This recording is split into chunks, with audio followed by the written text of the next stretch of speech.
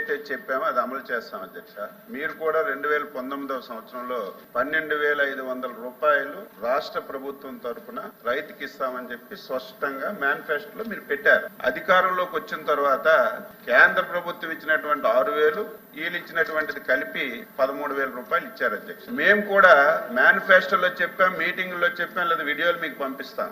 కేంద్ర ప్రభుత్వం ఇచ్చినటువంటి సహాయంతో కలిపి 20,000 రూపాయలు అన్నదాత సుఖీభవ కింద రైతాంగానికి ఇస్తామని చెప్పాం అధ్యక్ష.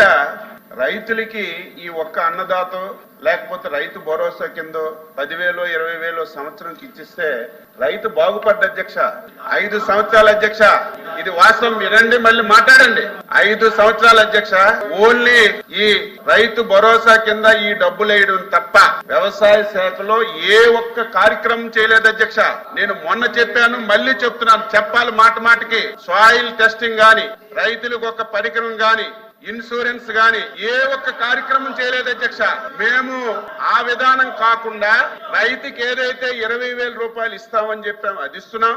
ఈ రోజు సాయిల్ టెస్టింగ్ చేస్తున్నాం, మెకనైజేషన్ పెట్టాం, డ్రోన్స్ పెట్టాం. రైతులకి ఈ రోజు ఏదైతే ఇన్పుట్ సబ్సిడీ ఉందో అది సకాలంలో ఇస్తున్నాం. ఈ రోజు ఇన్సూరెన్స్ కూడా ఏదో ఉచిత బీమా అని చెప్పి మభ్య పెట్టడం లేదు అధ్యక్ష.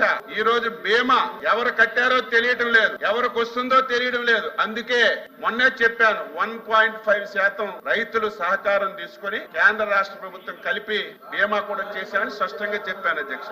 అయితే ఈ రోజు ఏదైతే అన్నదాత సుఖీభవ బడ్జెట్ లో మీరు 1000 కోట్లే పెట్టారు కదా, ఇంతమంది రైతులు ఉన్నారు కదా, వీళ్ళందరికీ కలిగిస్తారు. బడ్జెట్ లో పెట్టేటప్పుడు కొంత పెడతారు అధ్యక్ష. మీరు కూడా ఒకసారి గత సభలో ఉన్నారో లేదు, మీరు ఒక పథకం ప్రకటించారు, దానికి 7-8 వేల కోట్లు అవసరం. మీరు బడ్జెట్ లో పెట్టింది 3,000 కోట్లే, పథకం అమలు చేయలేదా? ఎప్పుడైనా సరే బడ్జెట్ లో ప్రభుత్వాలు పెడతా ఫుల్ఫిల్ చేస్తాం. ఎవరు కూడా ఆందోళన చెందవలసిన అవసరం లేదు. అందులో మీరు కూడా ఆందోళన చెందవలసిన అవసరం లేదు.